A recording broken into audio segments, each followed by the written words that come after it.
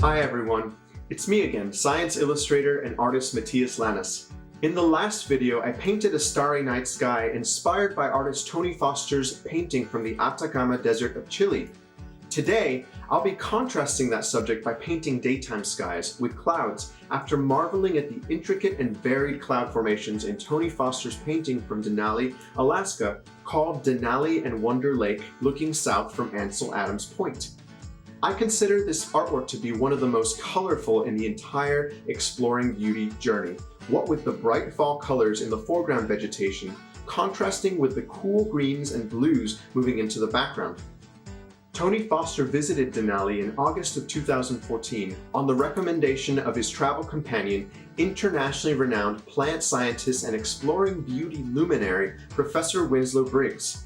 Briggs sadly passed away in 2019 at the age of 91, but his legacy both as a scientist and as a dear friend to Tony Foster live on.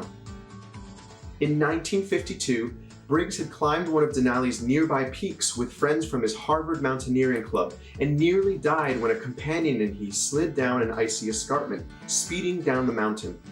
Luckily, Winslow and the companion both managed to perform self-arrests with their ice axes, which saved their lives. Ever since, Denali has held a special and humbling sort of enchantment for Winslow, and he always carried that lucky ice axe on backpacking trips, even when hiking in deserts with Tony. Let's zoom in on the skies in this painting. There are a variety of textures here, all seemingly rendered with simple combinations of blues and white.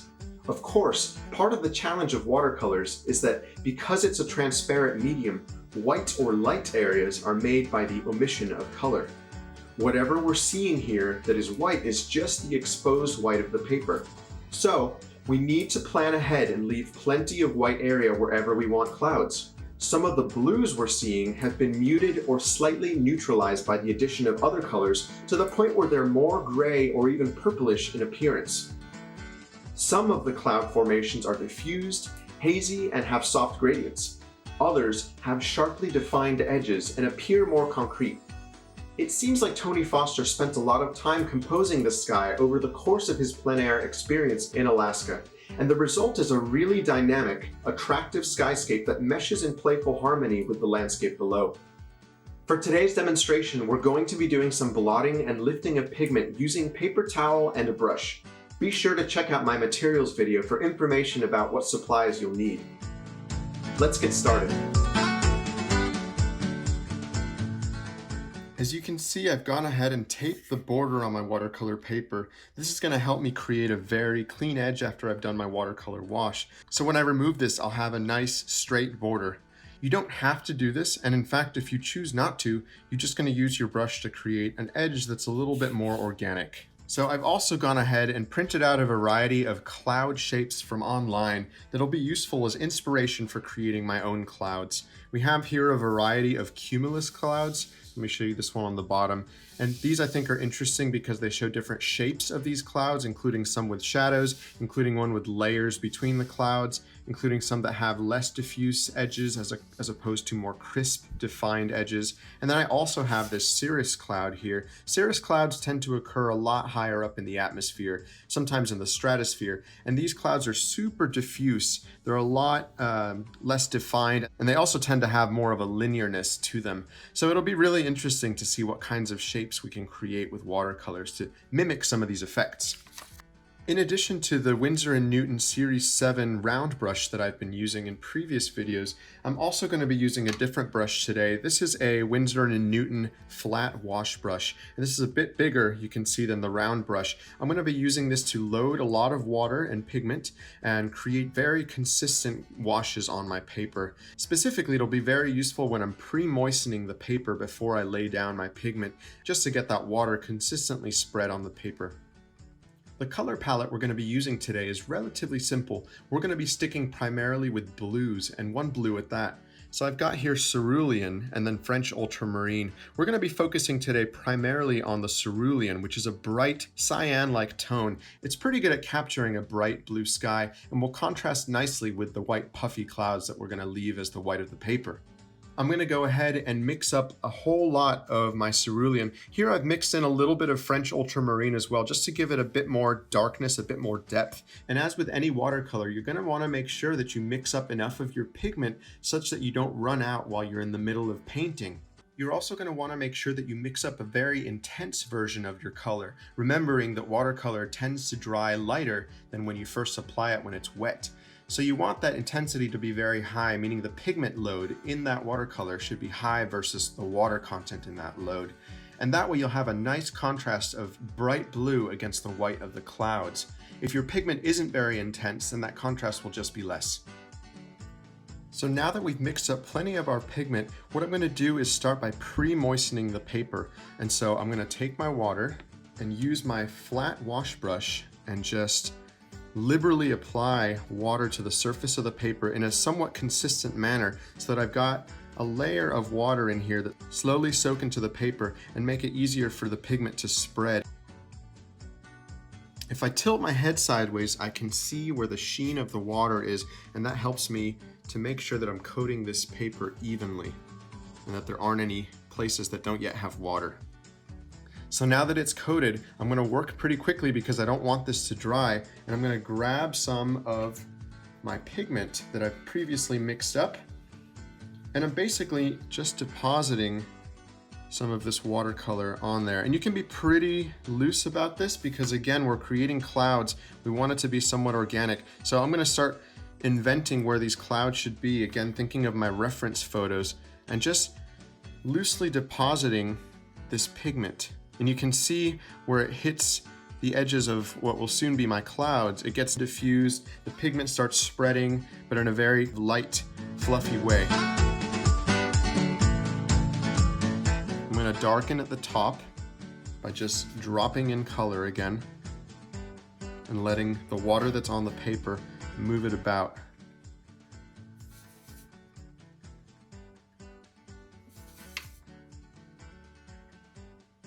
And then I'll darken slightly in these little pockets as well, like so. Because clouds are such organic shapes, there's not a whole lot of wrong you can do. Anything will work. We're gonna let the watercolor do its magic as well once this dries. That seems good for now.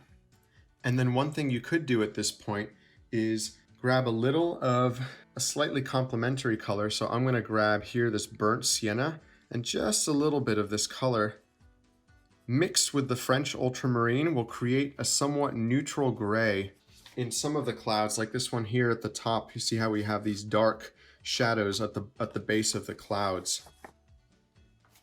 Burnt sienna or any kind of burnt brown color with a little bit of a blue, and in this case I'm going to use the French ultramarine. By mixing the blue and the brown, I surprisingly get this lovely gray tone, which is perfect for the clouds. I want to get it a little more on the blue side than on the brown side. So there we go. I'm going to test that out a little bit, make sure that that color looks good and I like it. So now, while the paper is still wet and I can see the sheen on it, I'm gonna add little drops of this color to the bottom part of these clouds. And again, you only wanna do this if your paper is still wet. If it's not, you'll wanna come in later once it's dried and either do a new wash or be a little careful in how you apply that. But right now, I'm gonna take advantage that there's water on there and let that spread this around.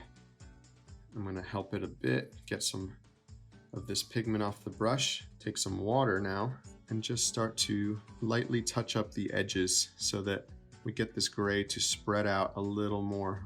And again, it depends what kind of clouds you're trying to make. Some of these may not require gray at all and you can just use the white fluff as your cloud. But I like to add a little bit of gray, even just a tiny bit, to give it some volume. You can be as fussy with this as you like, especially while it's still wet. Now, I'm going to show you a different technique for creating clouds, and we'll see if I can create that right on top of this one. But sometimes you can use a crumpled up paper towel like this, and while the paper is still wet, you're essentially going to blot. You're going to pick up pigment and water from the sections that are wet. Let's see if I can't get some crisp definition on my clouds by doing this. So I'm going to press down firmly, and you can see it's lifting pretty well. I'm going to change where I'm doing my lifting, pick up. And again, in this case, I'm using this paper towel to create a more crisp, defined edge for this cumulus cloud. You can do it however you want. Let's also give one to this one over here. If you like the nice fuzzy diffused edge, that works well too. But this is just one other technique for creating clouds that I like to employ sometimes.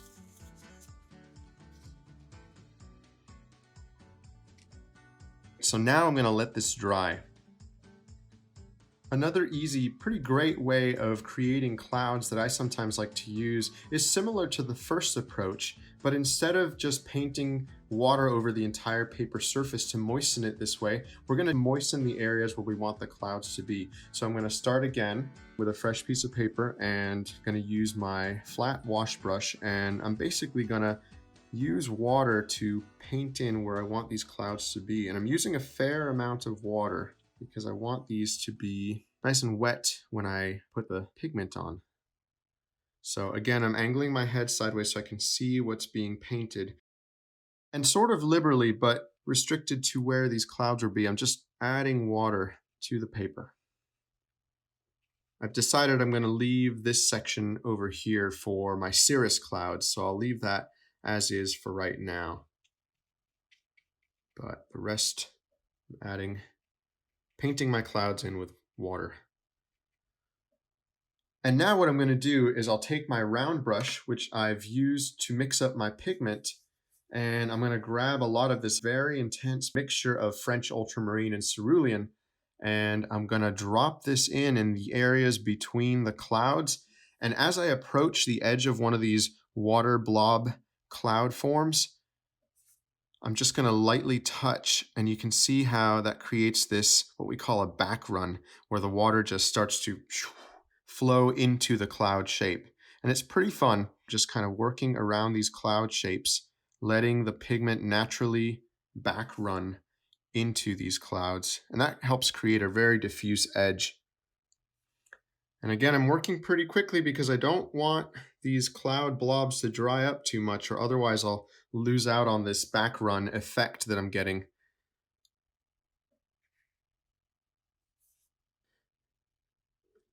And there we have it, another really fun way of creating clouds like the clouds that we were seeing in the reference photos. And now if I wanted to, I could add in, just like with the previous clouds, some of the gray mixture that we came up with. Take a little bit of that and just add it to the bottom part of my clouds, again making sure that these are still wet. And while I let these dry, now we can work on our cirrus clouds. So for the cirrus clouds, I'm going to wipe off my brush, make sure I start with a clean brush, but I want it to be damp still. And so I'm going to grab some water, just remove a little bit and keep it not too wet, not too dry. And I'm going to drag and create some linear movement. Let me bring up the reference just as a reminder. You know, these clouds are very subtle, they're very diffuse, but they do have a bit of a linear element to them. So let's take advantage of that. Again, we'll get that water, and I'm basically gonna remove some of the pigment with this clean brush as I drag across. I might need to do it a couple times. There we go.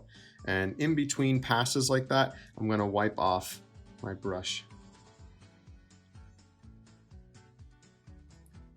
And again, this is another time where you get to be pretty playful.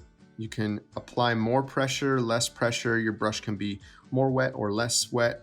And depending on factors like that, you're gonna influence how much of this pigment you're removing. So nice organic shapes.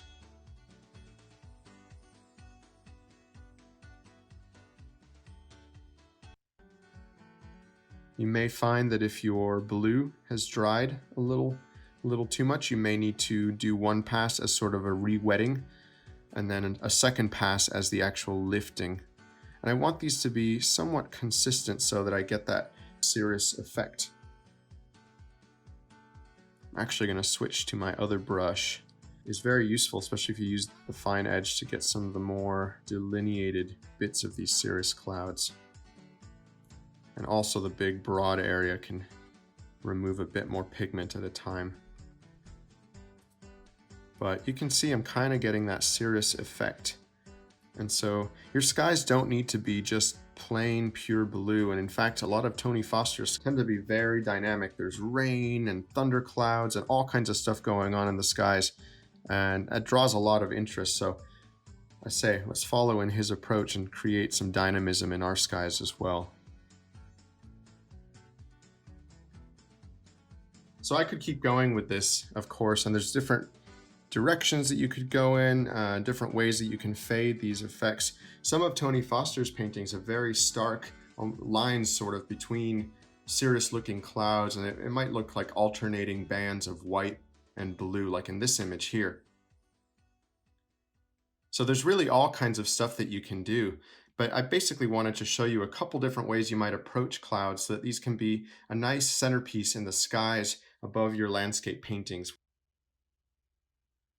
The last thing I'll show you is if we go back to our first composition, you can see this is dried nicely, and I've got some good contrast with bright whites against a very deep, rich blue. But if I wanted to increase that contrast even further, what I can do now is come in and add some more blue into those areas. So I've mixed up with my round brush here some of my pigment, and I can take that blue pigment now that this is dried and just bring some of that in and create more definition to this cloud, taking advantage of the organic shape that was created by the paper towel.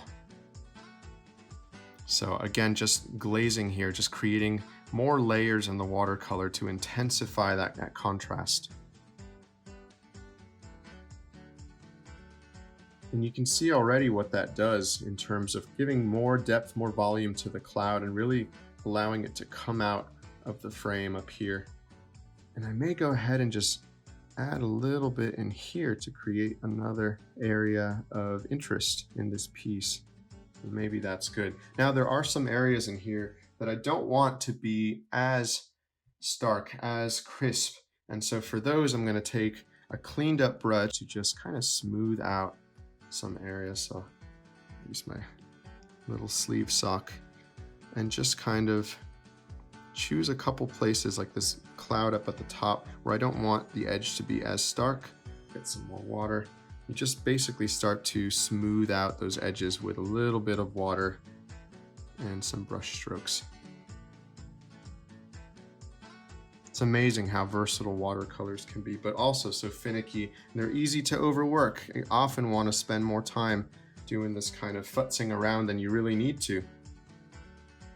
And again, I'm working pretty quickly just to get through this demo for you, but you'll want to take your time with this. Make sure you switch brushes where it feels appropriate and just test it out. It's pretty fun and pretty freeing to work with clouds because, again, they're just such loose subjects and you can't really go wrong with the shapes. But this will look really nice with a landscape in front of it and provides contrast to the ground. Last but not least, in the reference photo, I talked about creating volume and creating sort of depth between different parts of cumulus clouds like this, and I'm going to show you how I would do that. I can grab a little bit of that gray that I'd been mixing up earlier. That's again that brown with the French ultramarine. I'm going to add a bit more French ultramarine to this one to get it more blue. There we go. I'm going to take this and again just focus on some of the shapes that were created by the paper towel or by the initial wash that you did, and just try to paint the negatives of those shapes. So I want a cloud in front and I want one cloud in back, so I'm creating the division between them right now with my brush. Just kind of working loosely, organically, and drop in my gray. Now I'm going to wipe off my brush, and just like before when I was fuzzing out these edges, I'm going to get the brush to a point where it's moistened but not completely soaked. Just fuzz out the edge at the top that I just added in, mostly just water at this point. So I'm allowing that watercolor to spread out and become very diffused. And you can see that's already creating sort of the effect of depth here. And I can make some imperfections in this area so it's more reminiscent of a cloud. So just kind of messing with the brush now.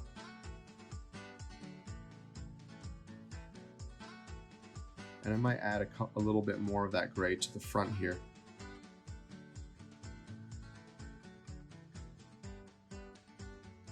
I'm going to diffuse these edges down here a whole bunch, just with a wet, clean brush. And if you're painting clouds from life, or if you're painting from a photograph, you can pay attention to those shapes and make sure that you're doing those accurate to what you're seeing. But if not, if you're doing it like me, just kind of making them up, then you can afford to be a little bit more loosey-goosey. And for now, I will go ahead and call that done. But there you have it, lots of ways of creating clouds for your watercolor paintings. Now that these have dried for the grand reveal.